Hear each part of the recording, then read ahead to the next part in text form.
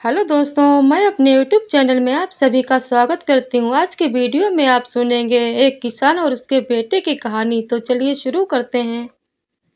एक गांव में एक गरीब किसान रहता था।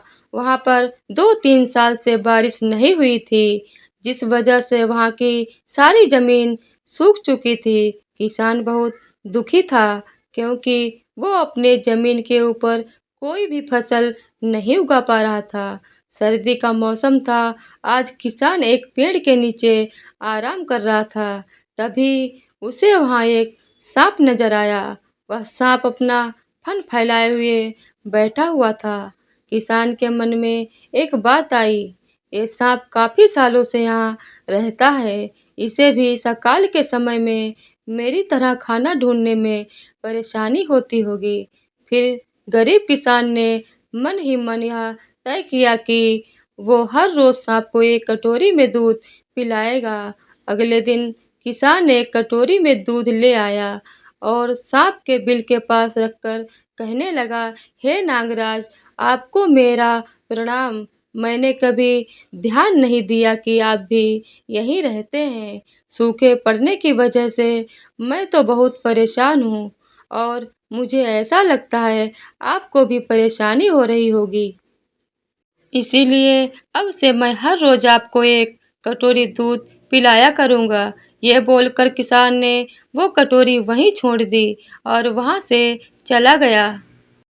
अगले दिन सुबह जब वो कटोरी लेने वापस आया तो उसने देखा कि एक कटोरी में कुछ चमक रहा है।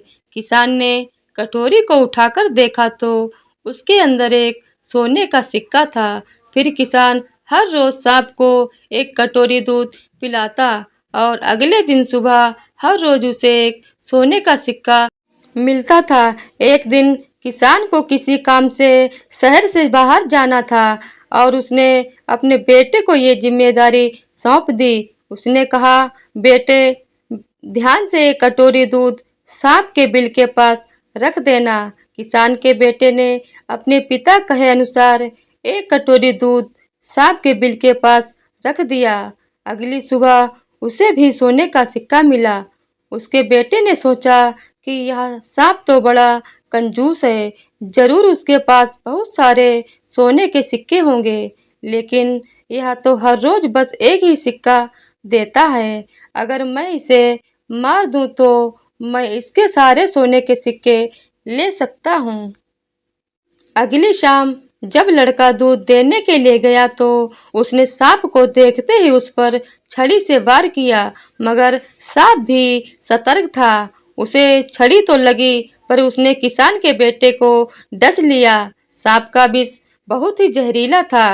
देखते ही देखते किसान के बेटे की मौत हो गई और जख्मी सांप अपने बिल में वापस चला गया। जब किसान वापस लौट कर आया तो उसने अपने बेटे की मृत्यु के बारे में पता चला। साथ ही वह बहुत दुखी और क्रोधित होकर सांप के बिल के पास उसे मारने पहुंचा।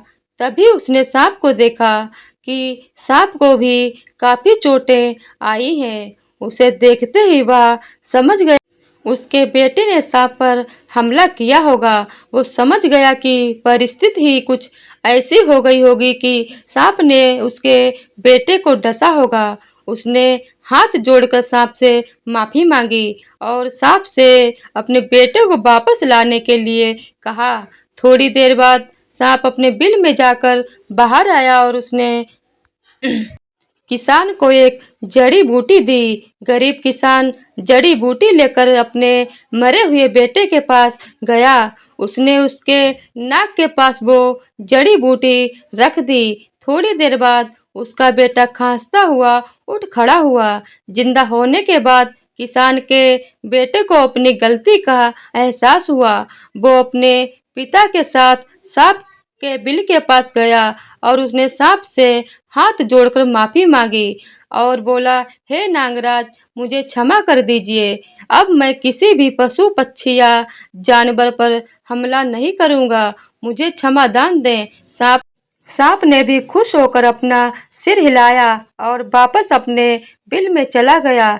तो दोस्तों इस कहानी से हमें दो सीख मिलती है।